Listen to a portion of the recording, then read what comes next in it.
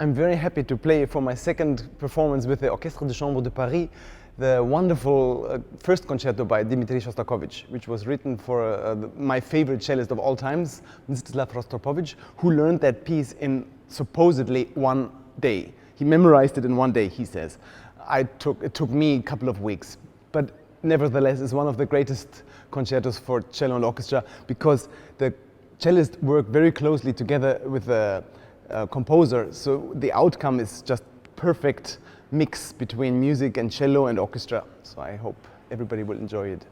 My history with the first cello concerto by Dmitri Shostakovich is very long. I learned it when I was 21 years old and have played it at least 200 times since then.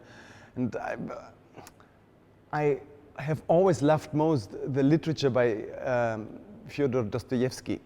And somehow I find a lot of this literature in Shostakovich's music, this depressive and dark and self-pitying and fighting for freedom, but actually not wanting the freedom. So that connects very well with me. And I'm a rather depressed person anyway, so I love playing Shostakovich's music. Well, I love playing that music because it fits the cello very well.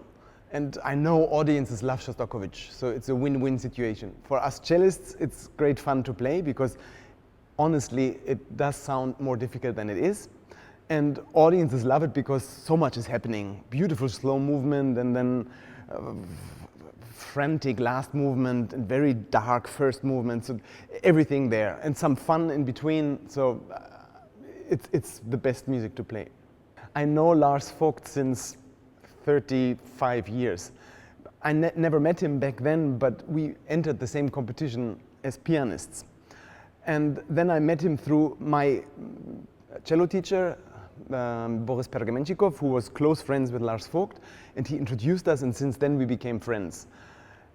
Now it's my second time working with him as a conductor, and the first time already was miraculous. He learned how to conduct. I cannot believe it, because he was always a great musician and a great pianist, but his conducting reflects all his musical ideas, and the orchestra reads him so well, because it's not easy to become a conductor as a middle-aged man, and he has never done it before, so that's a new thing for him, but he's already like an old conductor with all the benefits of it. And his main qualities are his expressionism. He has so much music to express, and I think the orchestra loves him for that, and they play for him, which is a huge plus. Not many orchestras play for their conductor.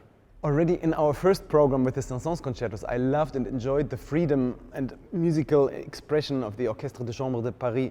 And for the Shostakovich, which is the easier piece to put together, I'm even more looking forward because we can have even more fun. And I know whatever I want to do there will be with me. And that's the advantage of playing with any chamber orchestra. They have the ability to listen more and react more to little fine nuances I might be coming up with in the middle of the concert.